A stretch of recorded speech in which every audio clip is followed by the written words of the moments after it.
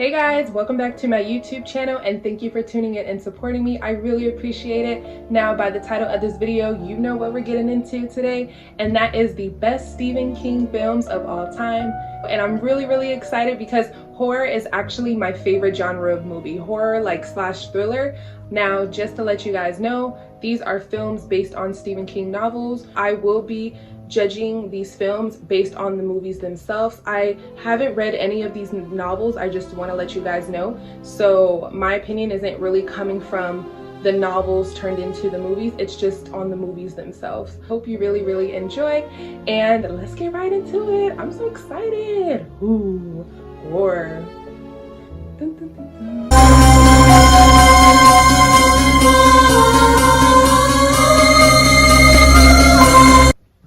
Alright you guys, of course this goes without saying, the first one on this list today is It. Now I will be including all three It's, if that makes sense. So I'm including the original It that was written in 1990 and then the remake that they did, chapter 1 and chapter 2. So with the original it was a TV mini series, but if you put all of them together it comprises of like, I think around like a 3-hour movie. But It in general, the old one and the newer ones in my opinion are just really good. I've heard the book is terrifying, like absolutely terrifying. The movies themselves, I think the original, the TV series, that's something you might have watched as a kid. If you're a little bit older or maybe even younger, you might have watched that, and to me the original is always going to be the best.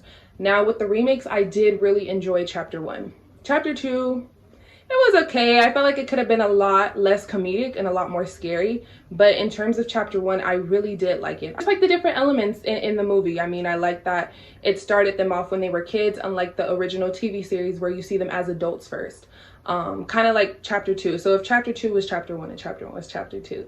But yeah, I liked It chapter 1. Honestly, was it the scariest movie I ever seen? No. But was I screaming and jumping and like this, yes, like that adrenaline feel you get. I like being scared. So again, this movie wasn't the scariest movie I ever seen, but yeah, a lot of people's fear of clowns I would assume stems from that TV series, and that TV series is not anything to be played with, especially given the time. Watching it now, it is a little bit dated, but still, when you're young, and I don't know, there's just certain movies, just it doesn't matter how old they are, they just give you that like vibe. So this, in my opinion, was a better film that I liked, specifically the TV series, but I did like chapter 1, chapter 2.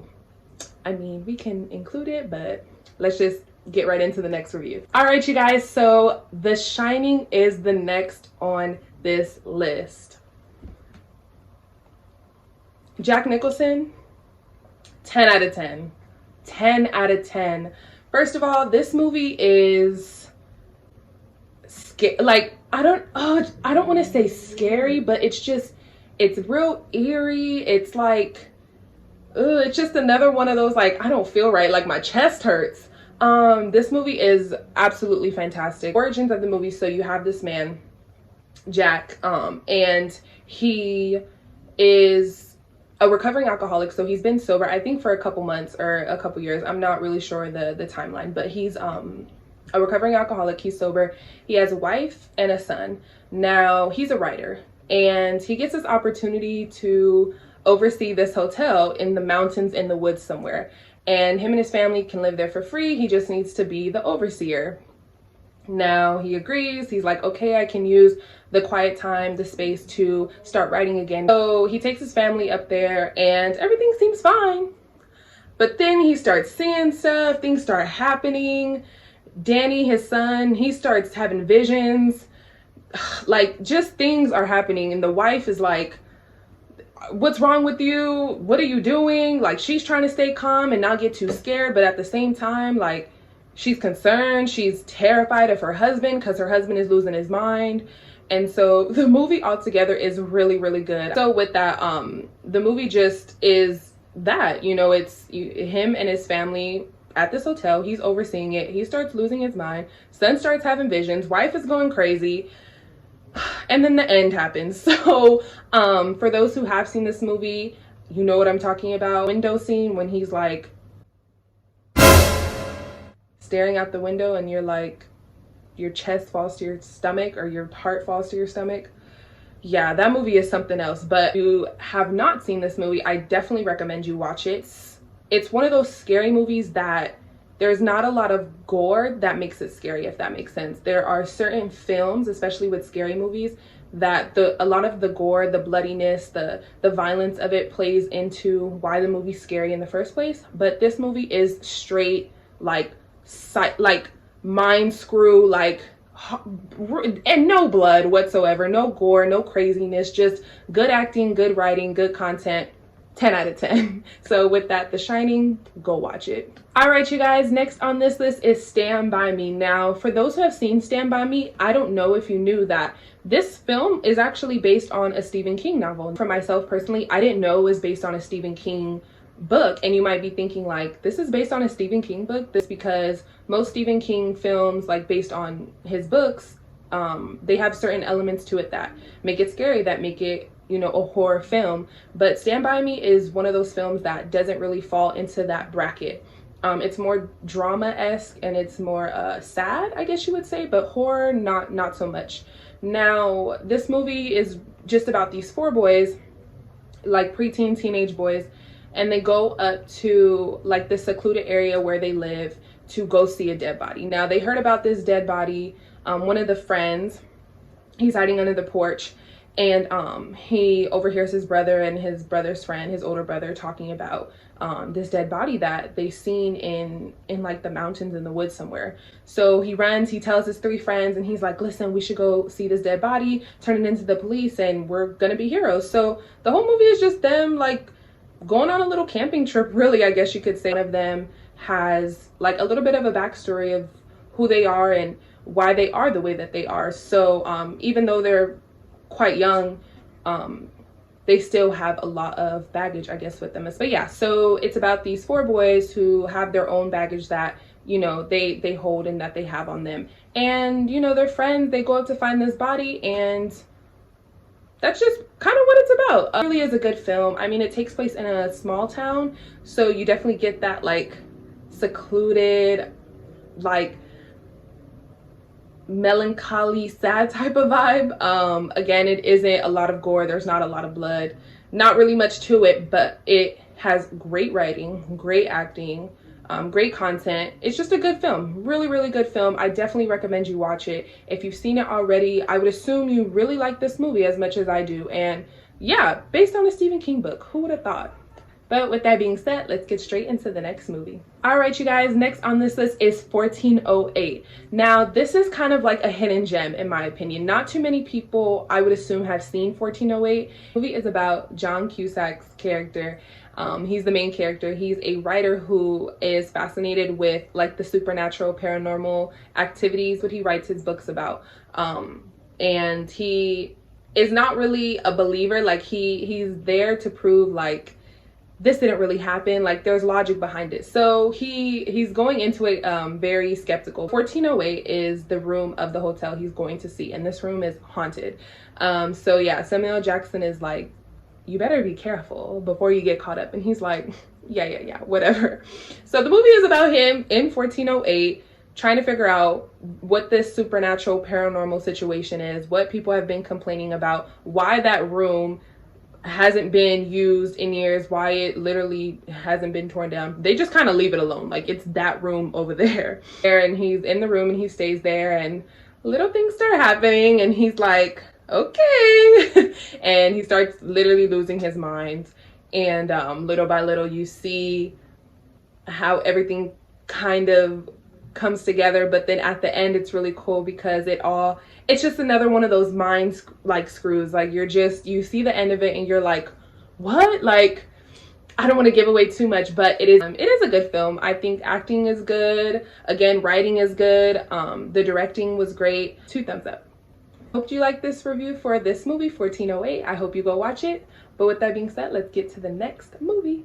All right, you guys, next on this list is Secret Window. Now, this is another movie where the main character, played by Johnny Depp, is a writer who loses his mind. I don't know what it is about Stephen King and his obsession with people losing their minds, But Secret Window is another hidden gem, in my opinion. It's very similar to 1408 in terms of to me, it doesn't get the recognition it deserves. The movie is phenomenal. In my personal opinion, Johnny Depp was the perfect role to play in this film. He just has that aura about him where his energy, like when he acts in those particular films, horror, thriller, suspense, he does it so well. So again, movie is about an author who loses his mind. He's in this cabin in the woods and he starts going nuts. So in this film, the Johnny Depp's character, the writer, he is recently divorced. So that's why he goes to the cabin in the woods, in New York somewhere. I don't know, but he's up there. And he's there to just kind of like start his writing back up again, just kind of get himself together. And he also struggles with mental health already. So he's up there writing and he has this neighbor who, I just don't want to give it away. You kind of have to watch it. But he is under the impression that his work is being plagiarized. And everything is uncovered at the end. Great movie. Loses his mind. Who doesn't love a good mind screw? I mean, not like in real life by real people. That's not fun. But yeah, in movies, like when you're like those plot twists, those when it all comes together movies, like those are the best. Like, oh, those are the literal best. Like, because it's just like you weren't expecting it. Oh, like you weren't expecting it. I love movies like that. Love movies like that. But with that being said, I hope you watch this movie. If you've seen it already, I would hope that you like this movie too, because I do. It's a great movie, good acting. But with that being said, let's get right into the next movie. All right, you guys, next on this list is Misery. Y'all, have you seen Misery? I mean, I don't know if you've seen, I mean, I guess that's what I'm here to tell you. Misery is good. To me, this is the best one out of all the ones I'm going to mention today. It's so Misery, again, another author. Stephen King is, he's an author. So that's why I wonder if he's writing these, like, if that were him. Because he's an author and a lot of these movies are about authors. Ding, ding, ding.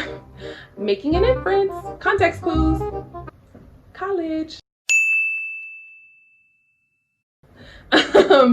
But yeah, so Misery is about this author who literally he's a really famous author and he gets into some car trouble and he's in a snowstorm. He can't get out. This really nice lady picks him up and is like, oh my God, I'm a big fan. Like, I have no problem taking care of you. You know, it's a crazy snowstorm right now. Your car is all jacked up. You're jacked up because he injures himself. And so he's in this lady's house and things happen. Things go down. Things are not okay. You're terrified. You're literally terrified. But yeah, this movie is about this obsessed fan of this guy who's an author who ends up, you know, being at the mercy of her aid or whatever, if that makes sense.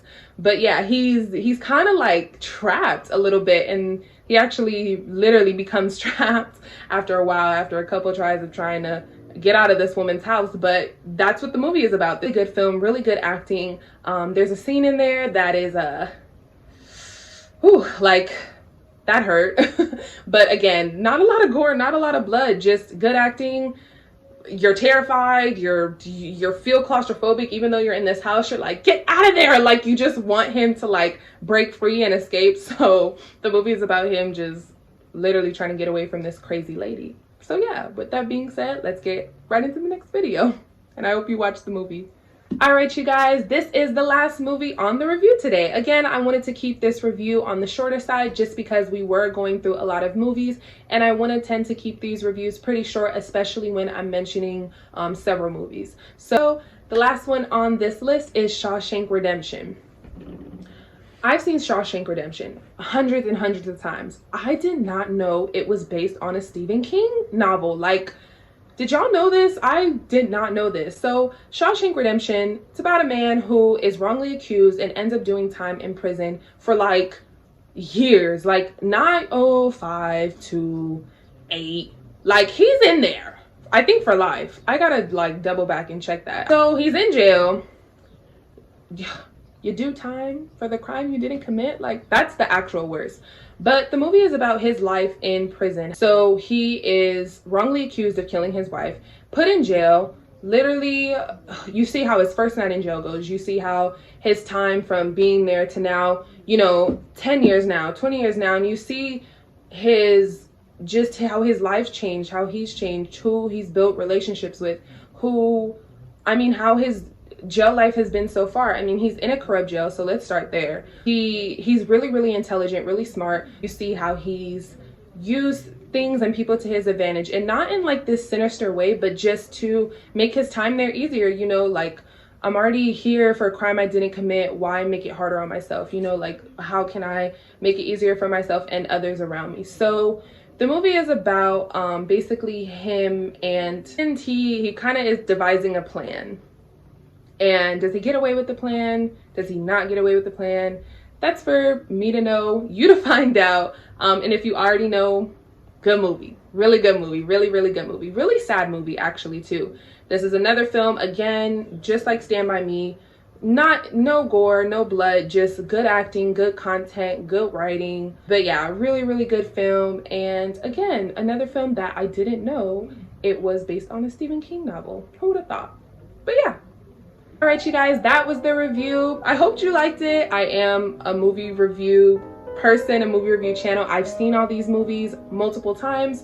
I don't read books too much, but if you are not a reader like me and you're just kind of want to kill your time watching a good movie, these are the ones to watch, 100%. So with that being said, let's get right into the honorable mentions. All right, you guys, in the honorable mentions today, we are going to have Cujo, Children of the Corn, Carrie, Christine, Pet Sematary, and The Mist. Now, with these honorable mentions, I included them in the honorable mentions just because they are a little bit more dated and a little more corny, even though I'm one to say it doesn't matter how old a film is. If it's good, it's good. Yes, that's true, but might not feel the same because you might look at it like, this is dated, this is corny, this is whatever. But they are in the honorable mentions because they are good movies, like really, really good movies. They're just the older Stephen King based films. But again, please go watch them and let me know if you feel like I should have included them in the actual review itself. All right, you guys, that was everything. As always, I really appreciate you tuning in, and this was the best Stephen King films of all time. I really hope you enjoyed this review. And please let me know which movie you liked, which movie you ended up watching, which movie you've already seen, and if you've read the books, please let me know what you think in terms of how it translated onto the big screen. All right, you guys, please stay safe. I hope you guys are all doing well, and thank you for supporting me yet again and watching another video. All right, I'm out of here. Bye.